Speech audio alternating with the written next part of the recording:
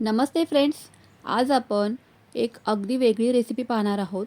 याला आहे ना खानदेशी लांडगे असं म्हणतात. नाव जरी अगदी मजेशीर असलं ना तरी चव तुम्हाला कायच सांगू.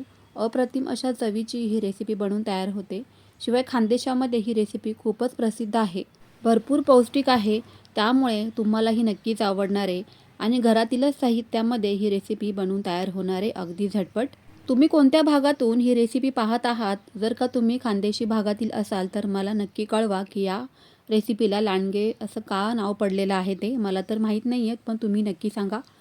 आगळ्या वेगळ्या टेस्टी आणि पौष्टिक अशा रेसिपीला पटकन वेळ न घालवता सुरुवात करूयात.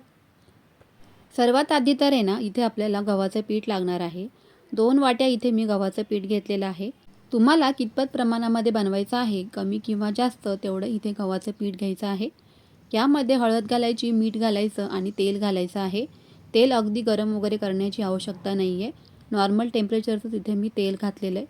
सर्व पदार्थ अगदी कोरडे असतानाच आपल्याला सुरुवातीला मिक्स करून घ्यायचे.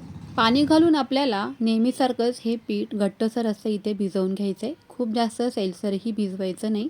10 ते 15 मिनिटं असंच पीठ बाजूला ठेवून द्यायचं आहे. पिठावरती एखादा नॅपकिन झाकण ठेवा म्हणजे पीठ सुकणार नाही. 2 तासांपूर्वी इथे मी या डाळी भिजत घातलेल्या आहेत. यामध्ये मी चण्याची डाळ, तुरीची डाळ, मुगाची डाळ असं समप्रमाणात या डाळी घेतलेल्या आहेत. 2 तासांपूर्वी अगदी व्यवस्थित ह्या डाळी हाताने तुटल्या जातील अशा आपल्याला इथे भिजत घालून घ्यायच्या आहेत. त्यानंतर एका मोठ्या मिक्सरच्या भांड्यामध्ये या सर्वच डाळी मी काढून घेते. डाळींमध्ये भरपूर प्रमाणामध्ये प्रोटीन असतं. त्यामुळे इथे ही रेसिपी अगदी पौष्टिक होणार आहे. आता यामध्ये 8 ते 10 पाकळ्या लसणाच्या घालायच्या आहेत. आलं घालायचं आहे. हिरव्या मिरच्या घालायच्या आहेत चवीपुरत्या. तुम्ही कमी जास्त तिखट खात असाल त्याप्रमाणे मिरचीचं प्रमाण कमी जास्त करू शकता. जिरं घालायचं आहे 1 ते 1.5 चमचा. मीठ घालायचं आहे. सर्वच पदार्थ मिक्सरमध्येच घातले ना की ते अगदी व्यवस्थित मिक्स देखील होतात. पाणी न घालताच आपल्याला सुरुवातीला कोरडं असंच हे मिश्रण वाटून घ्यायचं आहे. पण जर का खूपच जास्त कोरडं वाटलं तर यामध्ये तुम्ही 1 ते 2 चमचे फक्त पाण्याचा वापर करून जाडसर असंच आपल्याला इथे हे पीठ मिक्सरमध्ये दळून घ्यायचं आहे.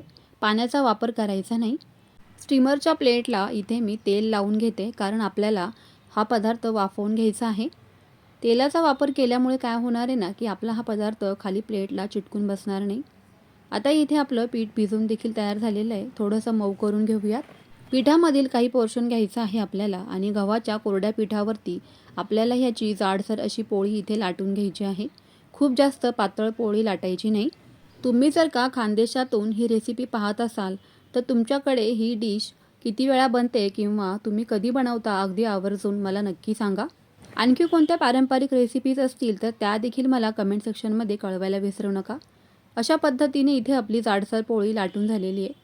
आता आपण तयार केलेलं मिक्सरमधील मिश्रण चमच्याच्या मदतीने या पोळीवर अशा प्रकारे लावून घ्यायचं आहे. खूप जास्त जाड थरही बनवायचा नाही. अगदी पातळ आपल्याला इथे हा थर लावायचा आहे. सगळ्या बाजूंनी एकसारखं लावून घेऊयात.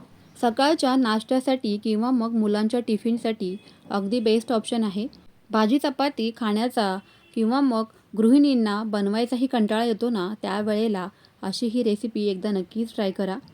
पौष्टिक आहे, झटपट होणारी आहे. शिवाय घरातीलच साहित्यांमध्ये बनवून तयार होणार असल्यामुळे घरातील मंडळींनाही अतिशय आवडणार आहे. अशा पद्धतीने इथे माझं हे सर्वच मिश्रण अगदी कडेपर्यंत लावून झालेलं आहे व्यवस्थित. बोटांच्या मदतीने हलक्या हलक्या हाताने आपल्याला याचा रोल करत जायचा आहे. अगदी मी दाखवते त्याच पद्धतीने. खूप सोपी पद्धत आहे. अगदी कोणालाही जमेल इतकी सोपी आहे. अशा सेम पद्धतीने इथे मी या सर्वच पोळ्या तयार करून घेते. आता या तयार करून घेतलेल्या मसाल्यांच्या पोळ्या आपल्याला वाफवून घ्यायच्या आहेत. तर त्यासाठी इथे मी स्टीमरच्या कढईमध्ये प्लेटला तेल लावून घेतलेलं आहे आणि त्यावरती आपल्याला ह्या सर्व पोळ्या ठेवून घ्यायच्या आहेत. तुमच्याकडे जर का असं स्टीमरची कढई नसेल तर तुम्ही चाळणीवरती सुद्धा खाली कढईमध्ये पाणी ठेवून वरून चाळण ठेवायची आहे किंवा मग पातेल्यामध्ये सुद्धा तुम्ही ताट वगैरे ठेवून वाफवून घेऊ शकता. ज्या पद्धतीने आपण अळूच्या किंवा कोथिंबीरच्या वड्या बनवतो अगदी सेम पद्धतीने. 10 मिनिटानंतर आपल्या हा जो पदार्थ आहे तो छान वाफला गेलेला आहे मस्तच. थोड्या थोड्या अंतरावरती आपल्याला ह्या वड्या अशा ठेवून घ्यायच्या आहेत. तुम्ही पाहू शकताय किती छान इथे वाफल्या गेलेल्या आहेत. चिमट्याच्या मदतीने इथे मी ह्या सर्वच वड्या बाहेर काढून घेते. अर्ध्या अर्ध्या करून इथे मी या वड्या वाफवून घेतलेल्या आहेत कारण अखंड अशा काही मावल्या नाहीत. त्यामुळे इथे मी सुरीच्या मदतीने कट करून या सर्वच वड्या इथे वाफवून घेते. त्यानंतर आपल्याला पूर्णपणे थंड करून ह्या वड्या कट करून घ्यायच्या आहे. तुम्ही इथे पाहू शकताय. रंग तर पहा ना, काही सुंदर असाच आलेला आहे, मस्तच. अळूच्या वड्या किंवा कोथिंबीरच्या वड्या ज्या पद्धतीने आपण कट करतो ना, तशाच इथे या वड्या सर्वच कट करून घ्यायच्या आहेत. बरोबर 10 मिनिटं चांगल्या पद्धतीने या वड्या मध्यम गॅसवरती वाफवून घ्यायच्या. त्यानंतर थंड केल्यानंतर तुम्ही पाहू शकताय किती छान वड्या कट झालेल्या आहेत. आता या पदार्थाला आपल्याला फोडणी देऊन घ्यायची आहे किंवा तडका द्यायचा आहे. तर त्यासाठी कढईमध्ये तेल घालायचं आहे भरपूर. मोहरी घालायची आहे. मोहरी छान फुटली की त्यामध्ये जिरं घालायचं आहे. तीळ घालायचे आहेत. मोहरी आणि तिळाची या खानदेशी लांडग्यांना अगदी मस्त खमंग फोडणी बसते. त्यानंतर भरपूर असा कढीपत्ता यामध्ये घालायचा आहे. कोथिंबीर असेल तर तुम्ही घालू शकता. माझ्याकडे नव्हती म्हणून मी घातली नाही आहे. साखर घालायची आहे 1 ते 2 चमचे. पुन्हा एकदा अगदी सर्वच पदार्थ अगदी स्लो गॅसवरती छान मिसळून घेऊयात.